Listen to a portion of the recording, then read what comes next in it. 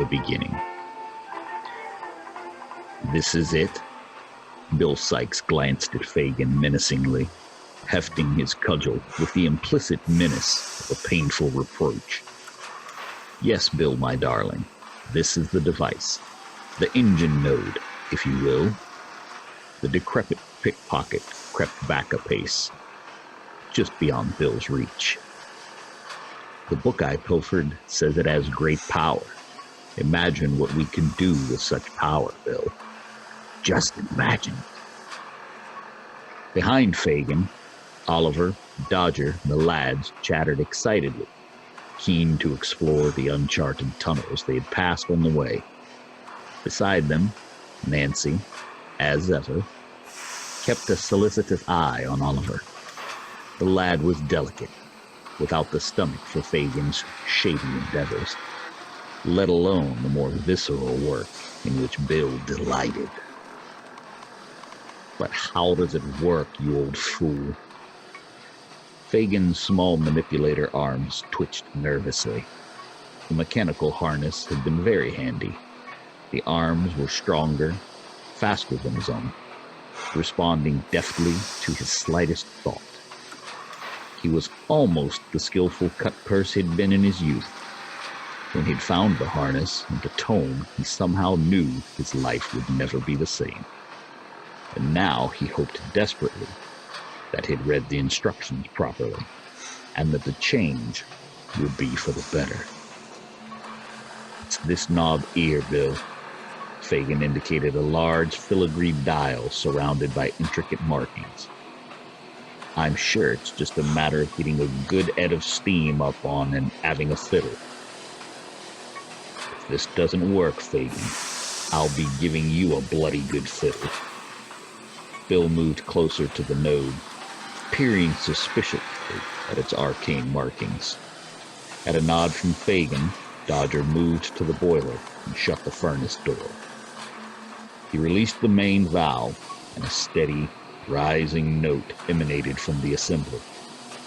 The room started rattling as pipes and valves began opening and closing. With a hiss and a sputter, a small green light blinked to life on what Fagin took to be the main control panel. The old man approached the machine, and for a chilling moment, had the feeling that the contraption was watching them. It's just a machine, he told himself, but he couldn't shake the uneasy sense of silent vigilance.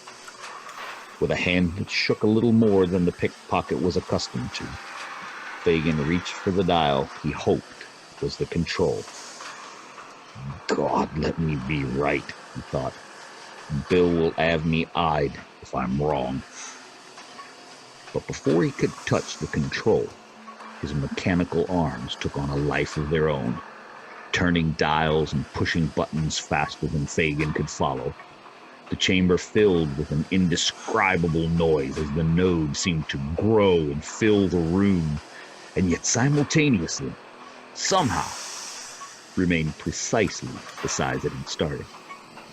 Fagin staggered back, diving behind a brickwork bastion as rays streamed from hidden portals around the chamber, great slashes of piercing light cutting through the shadows. Abruptly, silence, and darkness returned to the room, broken only by a sputtering lantern Dodger had dropped in the chaos. Fagin tentatively emerged from his hiding place, stepping over his fallen lads to recover the lamp. He held it up and surveyed the room, the narrow yellow beam falling on a familiar face, that of young Oliver. You're alive, me boy. Thank heavens, Fagin exclaimed. But the words died in his mouth as his relief turned to horror. What had once been Oliver, meek, delicate Oliver, reared itself up on two huge arms, roaring an inhuman cry. The mild young boy had been transfigured, transformed into a misshapen terror which now stormed towards Fagin with murderous rage. The old man stumbled backwards, madly scrambling over the wet stone. He noticed, almost idly, that one of his manipulator arms waved a hitherto unknown knife at the thundering Oliver, almost of its own volition. But Fagin had no time to muse over whence the knife had come, as the berserk monstrosity leaped, smashing aside stone and iron pipework in its fury. Just as he closed his eyes, expecting a swift, bloody demise, there came a great shout. A monstrous cudgel crashed into Oliver's chest, knocking him into the far wall.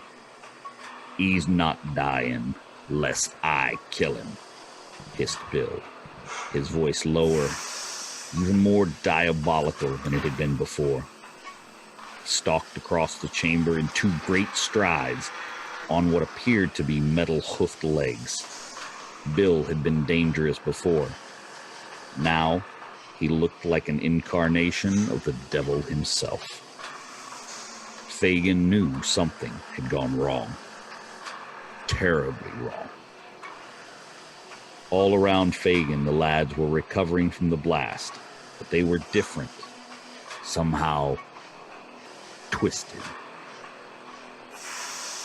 Nancy, Fagin thought. Nancy'll know what to do. His old eyes found her form slowly rising from a darkened recess. A metallic tentacle made a chilling sound as it rasped in a gentle, almost loving caress across a fallen lad's face. But only cold emanated from the shadows. Fagin's eyes widened in fear as her sinister new form was revealed by the lantern's light. "Nancy,"